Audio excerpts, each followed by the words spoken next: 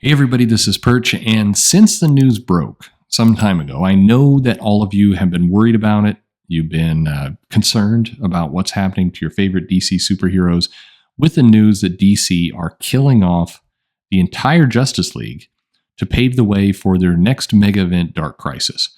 And it's a bold move, to celebrate the death of Superman, the anniversary, killing off everyone, all the major characters. As some of you have noted, this is 5G.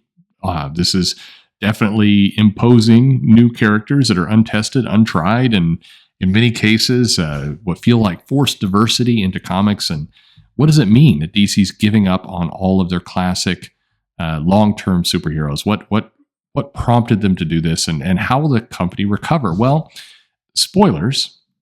DC has announced the Dark Crisis crossover, which is coming in a few months, I think April or May. I think there's a free comic book day. We'll have the issue 0, and then we'll get the comic after that. So it's going to hit in the summer, I guess, June, run for 7 issues.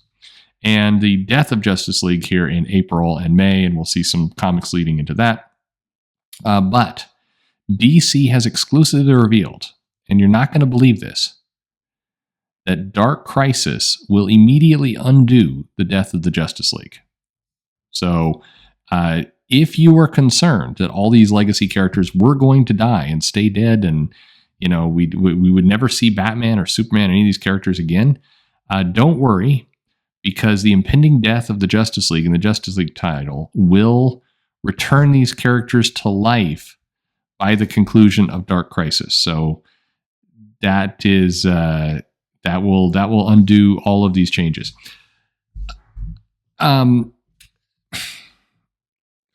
so I don't think there's anybody out there who actually believed that Superman, Batman, Aquaman, all these Wonder Woman, all these legacy characters were actually going to get killed. Nobody actually believed that. It's kind of weird that anyone like that was even on the table for anything. So this, the heroes left behind will fight to save the lost Justice League. Everyone saw this coming. And that the heroes will be basically returned to their identities, which you could see coming because as part of Dark Crisis, they've announced it's happening in the near future of the DC universe, not the current state. And what that means, as I've talked about before, is that the DC heroes will be allowed to continue their regular ongoing titles uninterrupted. You're not going to see Bruce Wayne suddenly disappear from Batman Detective Comics and Batman Urban Legends and Batman the World and Batman Lost Stories from the Alley, or Batman Travels to Europe, or Batman's Fun Vacation in Japan, or Batman Samurai, or Batman Ninja, or Batman South America Party Time, or any of the other Batman books that are currently going on. That will still have Bruce Wayne. And Wonder Woman will still have Wonder Woman. And unless she dies in Trial of the Amazons, so where she will be returned to life in time for the Justice League, only to be killed there in Dark Crisis in the near future. But her regular ongoing title will proceed uninterrupted with the classic characters. And then at some point in the near future, based on linear verse rules, the death of the Justice League will happen, and then that will go directly into Dark Crisis. And Dark Crisis is where all these things will happen, and the heroes will fight to return these characters to life.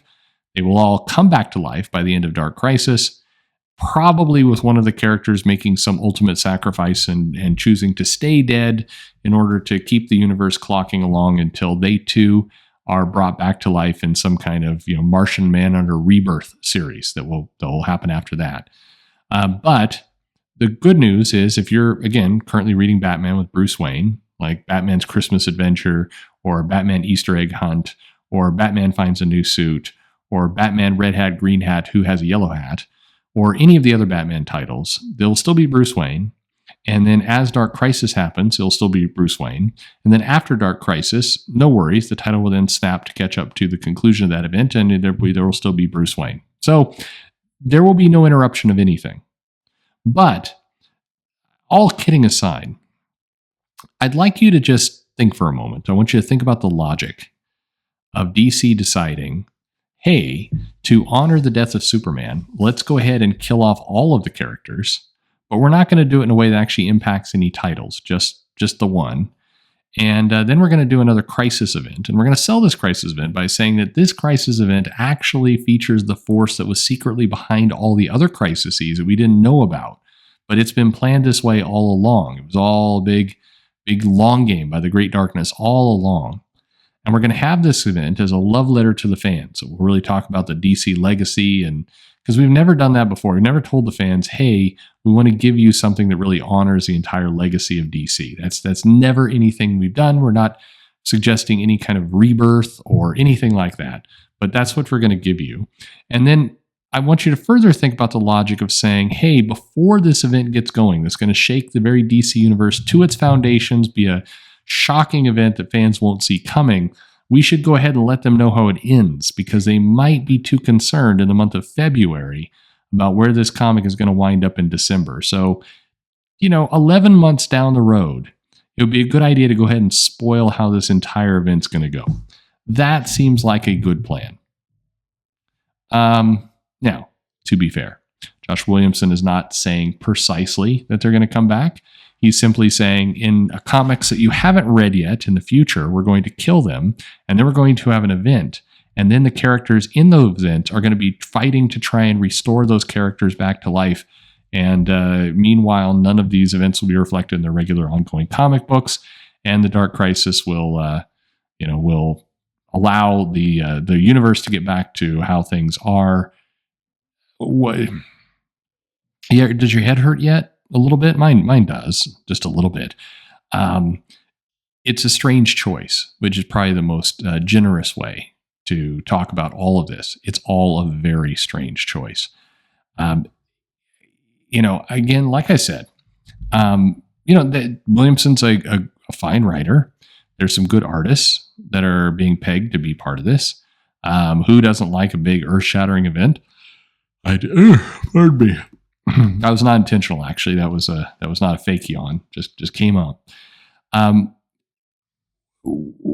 Just the level of thinking here, it's hard to even try and understand. And I know some of you out there have said, I'm the guy who, tries to carry water for the comic industry at different times to explain what they do. But let's just lay out all the facts.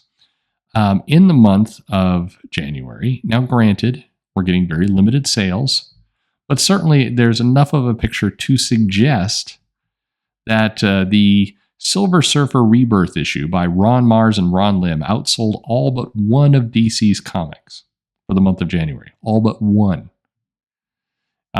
Even if those numbers are not entirely accurate, and they are a little bit better, we also have the top 50 titles shows only one comic that's not a Batman comic there. Again, maybe the numbers are radically different, but there's enough of an indication, even with this small sample size, to say this is pretty much the world we're looking at. Numbers may change here or there, but that's about what we're looking at. We've got titles coming to a sudden conclusion out of nowhere. We've got books that seemingly are being canceled or coming out. We have books that are being announced in haphazard fashion, like the way DC announced the Tom King Batman book, the Sean Gordon Murphy Batman book, and the Batman Beyond book, which also seems to be part of Sean Murphy's book, since it's being called White Knight Beyond. We're seeing all these things get announced within about a 4-day period. In the case of Tom King's book and Sean Murphy's book, two names that people actually know and have bigger following within DC, they do those news announcements of a Batman book within an hour of each other.